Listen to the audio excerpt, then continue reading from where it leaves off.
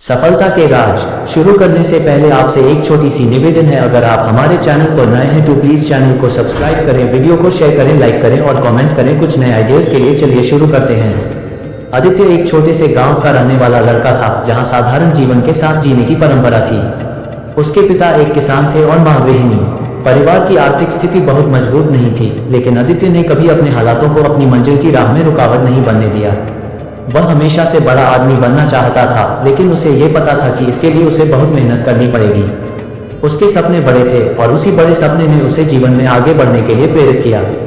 गांव के स्कूल में पढ़ाई करते हुए आदित्य ने शुरुआत में ही अपनी अलग पहचान बना ली थी। जहां दूसरे बच्चे खेलकूद में व्यस्त रहते, आदित्य हर रोज कुछ नया सीखने और समझने की कोशिश करता।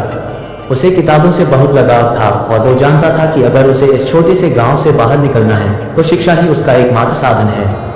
घर की स्थिति बहुत खराब थी। कई बार ऐसा होता था कि आदित्य के पिता फसल खराब हो जाने की वजह से परेशान हो जाते थे। घर में खाने तक के लाले पड़ जाते थे, लेकिन आदित्य ने कभी शिकायत नहीं की। वह जानता था कि उसकी मेहनत ही उसके और उसके परिवार के जीवन को बदल सकती है। स्कूल से लौटने के बाद आदित्य अपने पिता की मदद करता और फिर रात में दीपक की मध्यम रोशनी में पढ़ाई करता। कई बार उसकी आंखें थक जाती, लेकिन उसके सपने उसे रुकने नहीं देते थे। एक दिन उसने ठान लिया कि वह शहर जाएगा और वहां जाकर कुछ बड़ा करेगा, लेकिन उसे पता था कि उसके सामने बहुत सी चुनौतियां आएंगी। जब आदित्य ने अपने माता पिता से शहर जाने की इच्छा जताई तो पहले तो उसके पिता ने मना कर दिया। उन्हें लगता था कि शहर की दुनिया बहुत कठोर होती है और आदित्य वहां कैसे अपना गुजारा करेगा। लेकिन उसकी मां ने उसे हौसला दिया। उन्होंने कहा, अगर हमारा बेटा कुछ बड़ा करना चाहता है तो हमें उसका साथ देना चाहिए। आदित्य के पास शहर जाने के लिए बहुत पैसे नहीं थे, लेकिन उसकी मां ने अपने गहने गिरवी रख दिए ताकि वह अपने सपनों का पीछा कर सके।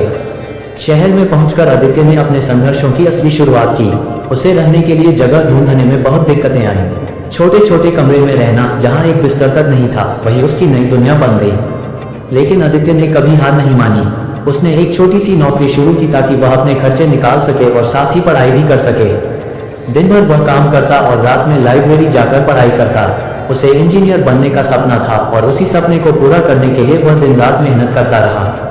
कई बार लोगों ने उसका मजाक उड़ाया, कहा कि तुम जैसे गरीब लोग इंजीनियर नहीं बन सकते। लेकिन आदित्य ने कभी उनके तानों को दिल पर नहीं लिया। उसने मन ही मन ठान लिया था कि वह उन सभी को गलत साबित करेगा। कई बार आदित्य को ऐसा महसूस होता कि शायद वह अपने सपनों को पूरा नहीं कर पाएगा। एक बार तो उसकी नौकरी भी चली गई और उसे कई दिनों तक भूखा रहना पड़ा। लेकिन इन मुश्किलों ने उसे और मजबूत बना दिया। उसने खुद से वादा किया था कि वह हार नहीं मानेगा। अंततः कड़ी मेहनत और लगातार संघर्ष के बाद आदित्य ने इंजीनियरिंग की प्रवेश परीक्षा पास कर ली।